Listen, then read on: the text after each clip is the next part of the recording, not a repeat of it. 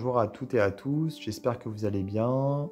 Alors aujourd'hui, je suis très content de vous retrouver pour vous présenter un jeu qui vient de sortir et voilà que j'aime beaucoup, c'est le Surréaliste Tarot.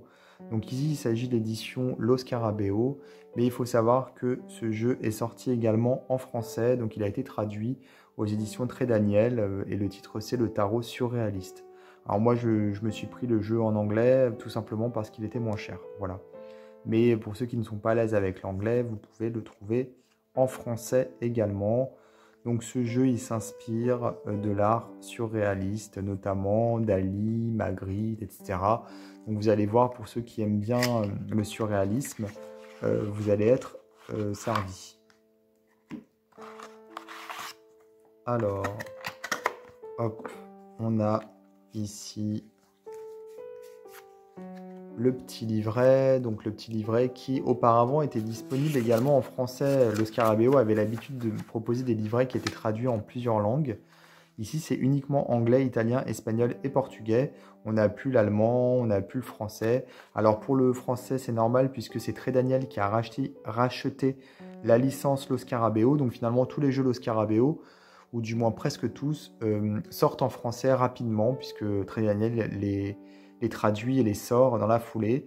Donc là, on n'a plus le français dans le petit livret. Et je suppose que pour l'Allemagne, c'est pareil. Il y a sûrement un éditeur allemand qui a dû acheter la licence Lo Scarabeo. Donc là, on a l'anglais, voilà. Donc ici, on a un petit texte sur le surréalisme, qui est un mouvement qui a été initié par les théories et les poèmes d'André Breton. Et donc ici la structure du jeu. Donc pour les arcanes majeures, on va à chaque fois avoir une petite citation d'un artiste surréaliste, Man Ray par exemple, Miro, Marcel Duchamp. Voilà, on a plein d'artistes comme ça avec des petites citations. Et pas pour les arcanes mineures par contre. Mais bon, c'est pas très grave.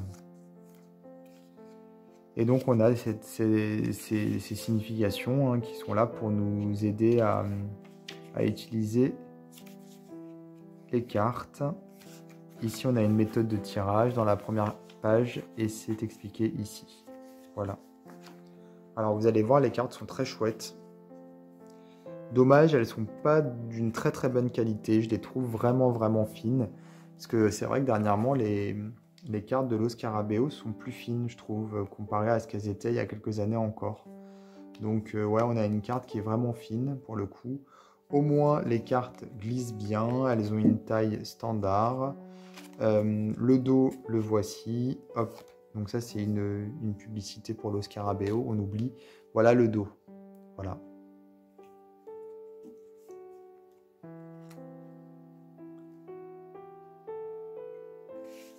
Alors, je vais faire un petit zoom.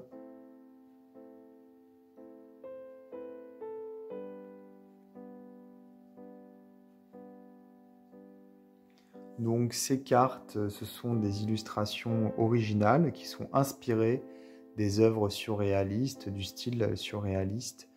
Mais ce sont vraiment des œuvres originales, ce n'est pas des œuvres de peintres surréalistes qui ont été choisies et qui ont été mises là.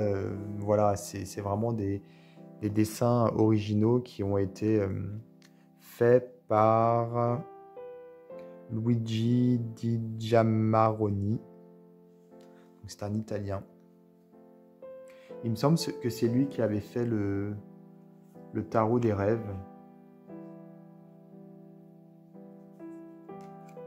Voilà, moi je le trouve très joli, ce jeu.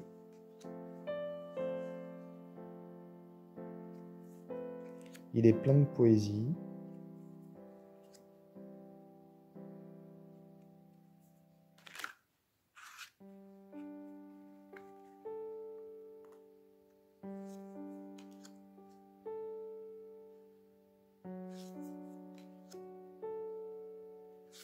Plein d'onirisme.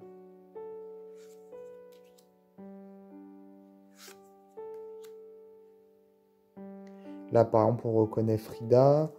Ici, on reconnaissait Van Gogh, hein, même si c'est pas un surréaliste. Mais si vous voulez, voilà, l'artiste représente voilà, différents peintres, il y a différentes références, mais en même temps, toujours ramené au mouvement surréaliste. Ici, on reconnaît Dali.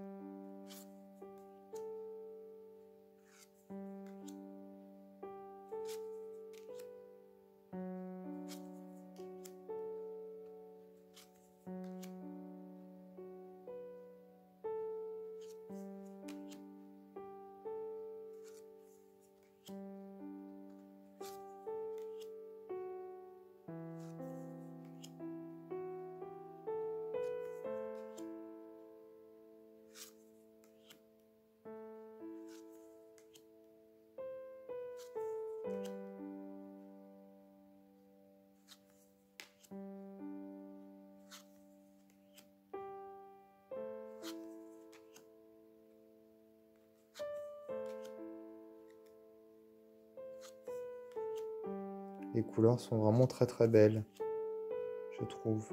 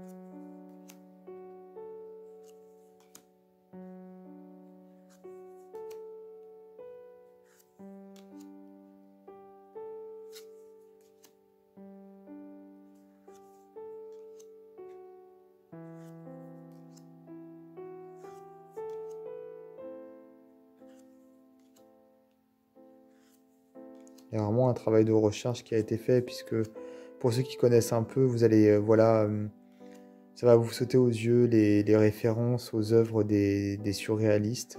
On reconnaît hein, vraiment certaines œuvres, mais ça a été inspiré uniquement, c'est pas juste une reproduction toute simple, quoi. Il y a vraiment un travail de recherche en plus, plusieurs œuvres dans la même illustration, voilà. Donc c'est vraiment très très beau, très très chouette. Moi je trouve qu'il y a un travail aussi bien de recherche que de artistique qui est proposé ici, c'est vraiment exceptionnel.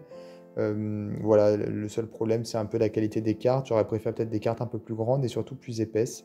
Mais sinon il est vraiment super ce jeu, je suis très content de l'avoir. Donc paru chez Lo Scarabeo et également chez Très Daniel en français. Voilà.